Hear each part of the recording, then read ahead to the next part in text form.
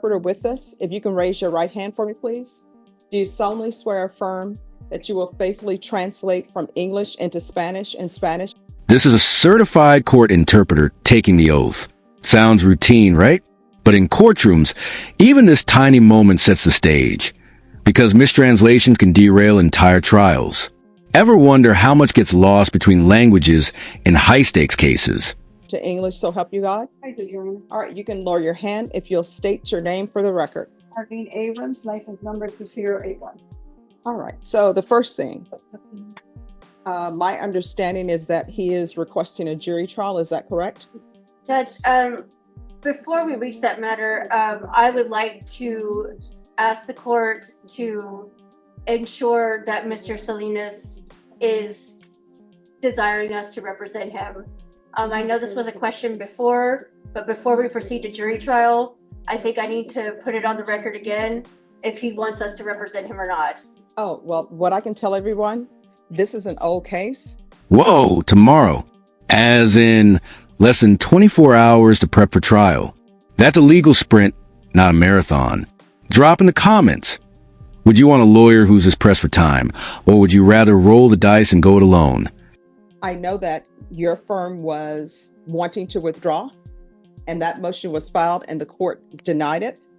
And if he wants another attorney and does not want you to represent him, then he needs to have an attorney who's prepared for trial tomorrow, because this specific case will be going to trial tomorrow. Judge, he has been trying to fire us for 2 months. Mhm. And we did not attempt to withdraw on our own request. We attempted to withdraw because he asked us to, and he's been asking the court to appoint him an attorney since July 25th. No, he has not. Those motions are in the file. No, he has not been asking for this court to appoint him an attorney.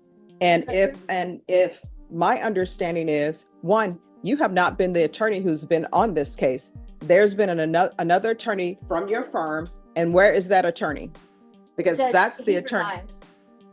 No, that attorney needs to be here because he's listed as his attorney. Anthony Wilson, or is that who you're speaking of? No, Judge? I'm speaking Carlos of, Ramirez? yes, where is he? I'm not sure. I think he is down taking care of other business. He needs to come up here and take care of this business. Okay. But Judge, I did see in Odyssey that there's been some pro se motions filed requesting an appointed attorney. Let me just explain to everybody how pro se motions work. When somebody has retained counsel, their pretrial motions are not heard by the court. Of course. Their pretrial motions are only heard if they are pro se. He is not pro se. And Carlos Ramirez, who has been here, needs to be here. He knew that this was here. Sure. So I do not understand why he's not present. Okay. But the issue that we need to determine is if he, just for the sake of trial, and I understand, Judge, that you're going to call this case tomorrow regardless, but for his sake and ours, I need to put on the record if he is wanting us to represent him at trial. All right. So what I'm telling you is the person to be asked those questions and to put it on the record is Carlos Ramirez, not you. Well, I am also listed as attorney of record, Judge.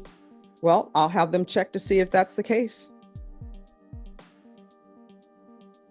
Ms. Ferguson, can you look and see if she's listed as an attorney of record? Or is it just their firm? Here's a big one. The defense objects to broadcasting this hearing on YouTube because potential jurors could see it. The judge overrules. Quick legal note. This is about avoiding jury prejudice, but most courtrooms lean toward transparency, even if it makes attorneys sweat. I see Carlos Ramirez, Stephanie Collins, Anthony Wilson, all listed as his And are you Stephanie? Yes. All right, ask your questions. Mr. Salinas Salgado, before this goes on, Judge, I would also object to this being broadcast on YouTube in the event that potential jurors are watching this right now, knowing that they're going to be called to this court tomorrow. I think that would be prejudicial, Judge. All right, your objection is overruled. Do you have questions for him? And I would object to the overrulement for the record. Mr. Salinas. Just a moment. So this is how things work. You make your objections, I make a ruling.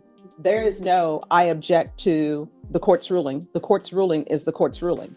And if you're intending to preserve error, how you preserve error is you make a request, I make a ruling. That's your error. It's preserved. Preserving your error is not if I overrule an objection or I sustain an objection and you say, well, I'm objecting to your overruling or sustaining an objection. Legally, that's not how things work. So your objection to the broadcast is overruled. Now, here's my question.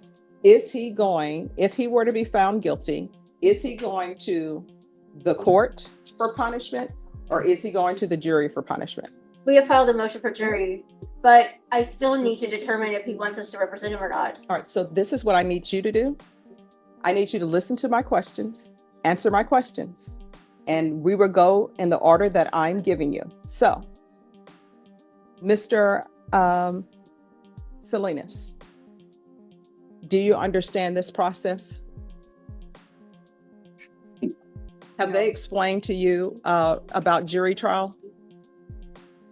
Well, let me strike that question. Don't answer that question. Let me explain to you.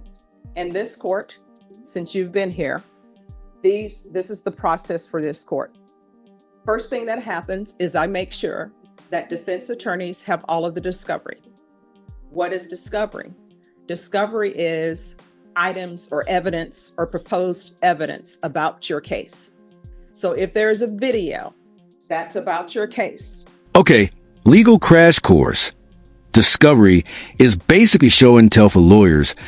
The state has to share evidence so the defense can prepare. No secret surprise weapons allowed unless you count dramatic courtroom speeches. The defense is entitled to have that. And I make sure that they have that. And if it's something that they say they don't have or something that they think they should have and maybe the state has and hasn't turned it over to them, I'll make sure that they have that.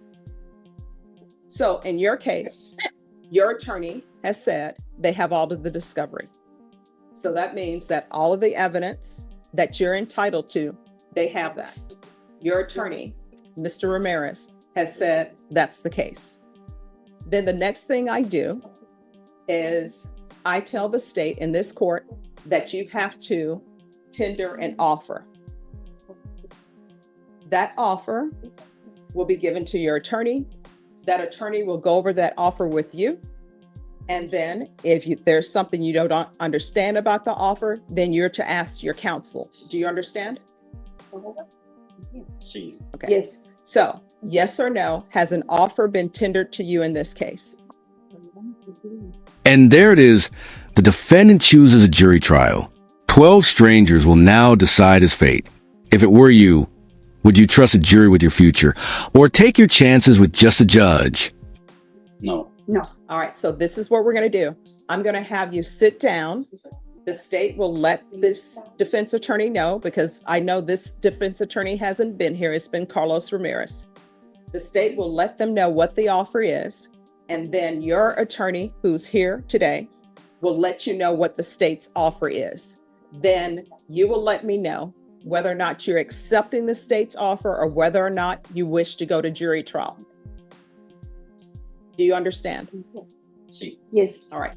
All right. So first things first, Mr. Salinas, did you receive the offer from the state? See. Yes. All right. Did you understand the offer? See. Yes. All right. So knowing what the state's offer is, were you able to reach an agreement with them or no? No. No. All right. Are you asking for a jury trial? See. Yes.